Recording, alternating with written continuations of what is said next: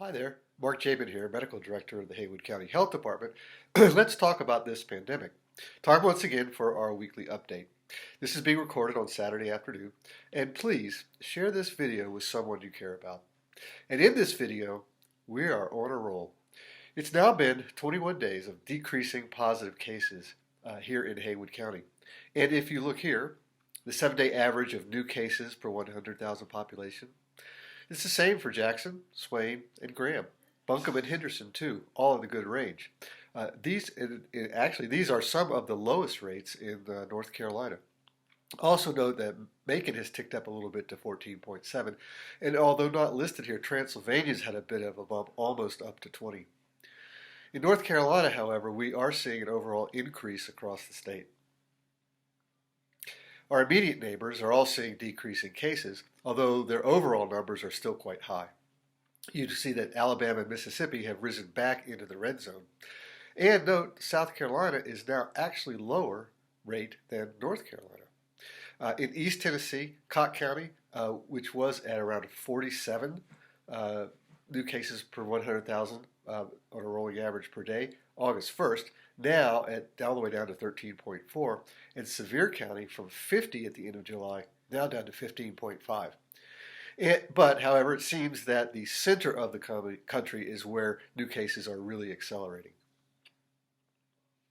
Here in Haywood County, our total is up to 498. That's an increase of just 21 from last week, roughly 3 per day. And recall, less than 6 is a good space. 1 per day is the goal, and we continue moving in that direction. The COVID working number, those in isolation and quarantine, went down as well from 255 last week to 189 this week. That's 97 people who are infected and in isolation, 92 who are in quarantine. But also note here that it seems to have plateaued at this level. Hospitalizations across North Carolina for confirmed cases is up. Here in Haywood County, they've remained about the same, with somewhere between 3 to 10 positive and suspected on admission. Mission this past week has noted fewer COVID-related admissions and fewer people in their ICU.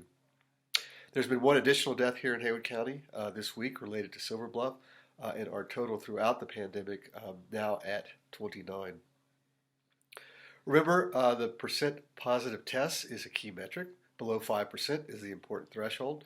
In Haywood County, we are now at 4.2%, and North Carolina holding just below 7% at 6.9.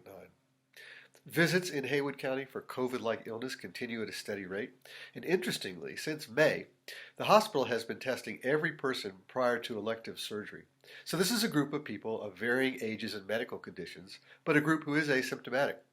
The positive rate there, 0.4%, reinforcing that spread happens in groups in contact with someone who's already positive, not widespread and blanketed throughout the community. The prevalence in Haywood County now looks to be around 3 per 1,000, down a bit from 4 to 5 per 1,000.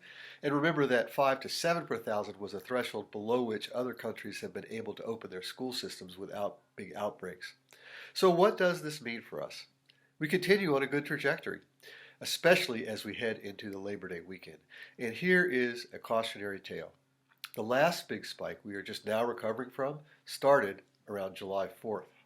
A main cause of infections and spread continues to be from family gatherings, where one or two are pre-symptomatic, meaning they don't yet even know they're sick, but are still contagious to others. So by all means, get together, but do it carefully. Remember the golden rule of gathering. Keep yourself and your family members safe. Be together in a way that avoids anyone being a close contact. Within 5 feet for more than 15 minutes, not wearing a face covering, especially if indoors. Then, if someone is in their pre-symptomatic stage, no one else gets infected.